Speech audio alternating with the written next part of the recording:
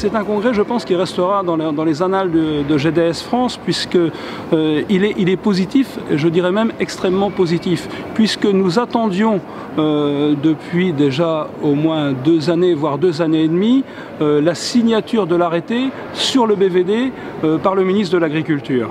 Ça traînait, nous avions obtenu la signature de l'arrêté IBER, mais nous n'avions pas l'arrêté BVD. Et là, enfin, le représentant du ministre est venu nous annoncer que l'arrêté sur le BVD était signé. Donc comme c'était une grande demande de l'ensemble des GDS de France, on peut dire aujourd'hui que par le simple fait que cet arrêté soit signé, le congrès est réussi pour les GDS. Le bilan du Brexit, enfin de la table ronde sur le Brexit, pour moi c'est quand même une inquiétude.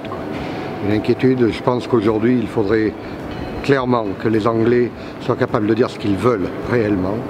Ils veulent sortir, ils veulent rester, mais ils ne peuvent pas être à la fois et dedans et dehors. Nous avons trop d'enjeux économiques pour l'agriculture française qui sont derrière ça et on a besoin de savoir rapidement. J'aurais souhaité véritablement plus de fermeté de l'Union européenne parce que ce que je crains, c'est qu'il y ait un autre 31 octobre, c'est-à-dire rien n'empêche nos amis britanniques de continuer à demander un autre délai et que nous soyons dans des reports perpétuels, ce qui est extrêmement malsain pour le monde économique parce que c'est empreint d'incertitude, ce qui est extrêmement malsain pour l'ensemble de l'Union européenne parce qu'on ne pourra pas prendre de bonnes décisions avec un partenaire qui ne croit plus à l'Europe.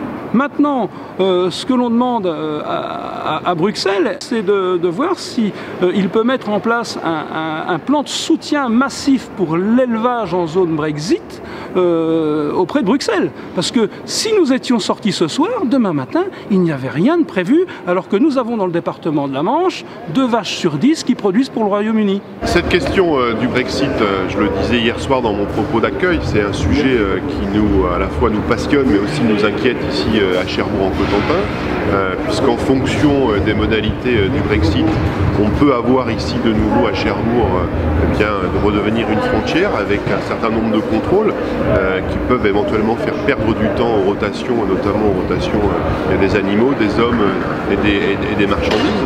Donc c'est à la fois pour nous source d'inquiétude sur une partie du transmanche, mais c'est aussi peut-être probablement une opportunité.